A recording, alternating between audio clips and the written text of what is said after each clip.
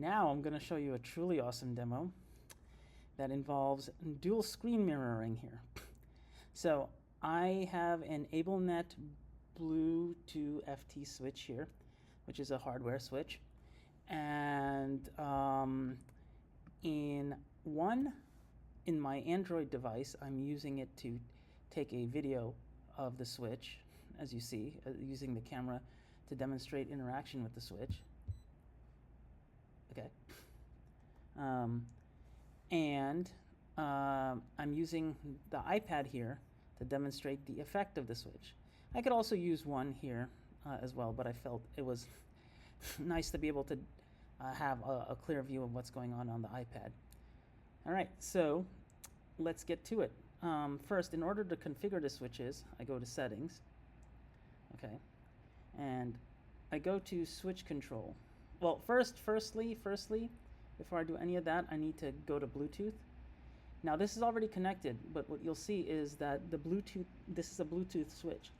So the Bluetooth device has to be paired, right? So you have to pair this hardware switch to the iPad.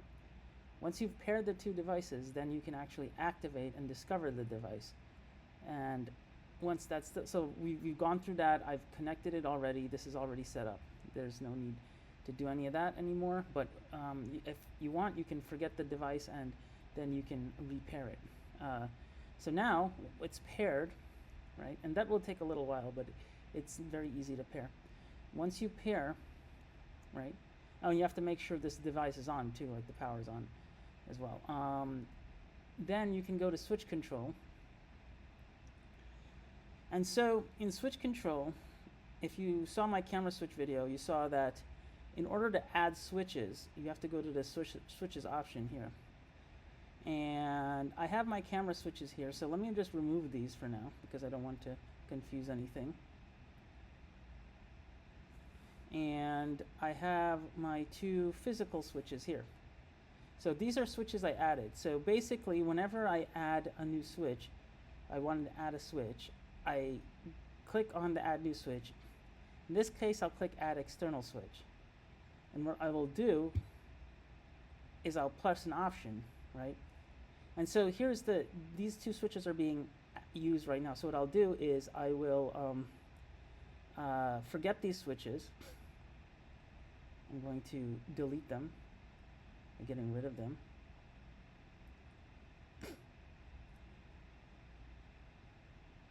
And what I will do is I will now add a new switch. So first I'll detect a switch. I'll call it 1.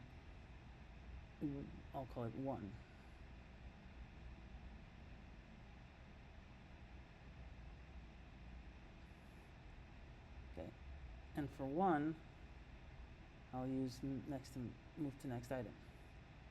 Okay, and then I'll add another switch. And this is the second button switch. I'll look external, and then I will add, I'll press this, and I'll have 2.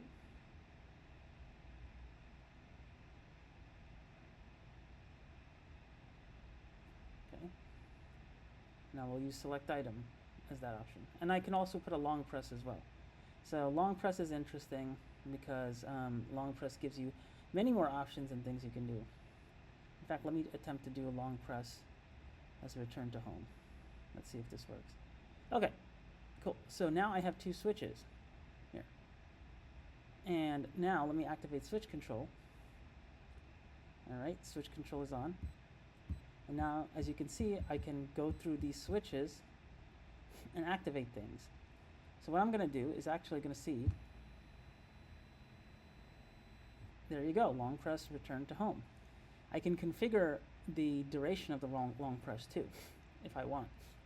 So what I can do is I can go through my apps, and as you can see, I can select in a subgroup. Now that I'm in the subgroup, I can select a specific app. So I'll select the Crosswords app. And so what I will do is I'll go to another game. And let's try, let's see, what game would be Let's try strands. Okay. So what I'm going to be able to do, hopefully, is select the next option. Let's just select play for now.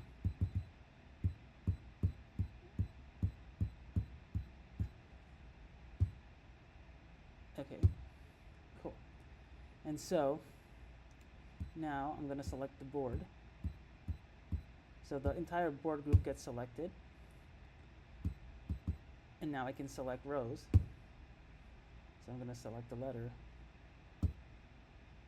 No, let me...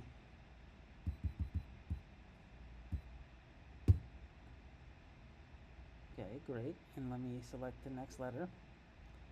So let's see how this works. If I go...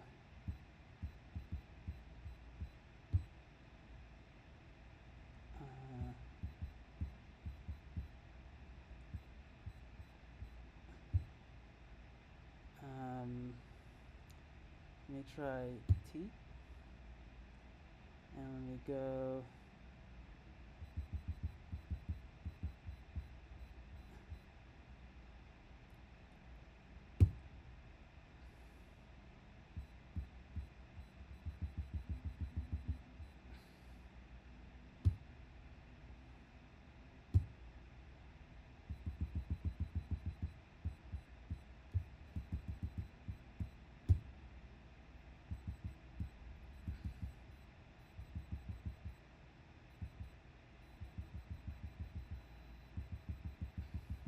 Now I have to assign I'm pretty sure I can assign a previous switch too, so that would make this a lot more easy.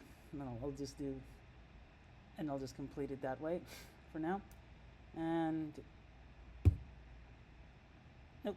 Well, anyway, so you get the idea. I can select letters. I can interact with the boards based on how the accessibility switches are set up through the hardware switches. I can configure them to be more effective, and then I can combine this with a vocal switch, so I can just use left and right to navigate, which would make this a lot easier.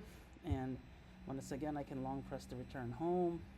And yeah, there's many mixing and matching options that you can have with the switches. So that's it for the hardware switch, the AbleNet demo. Thank you.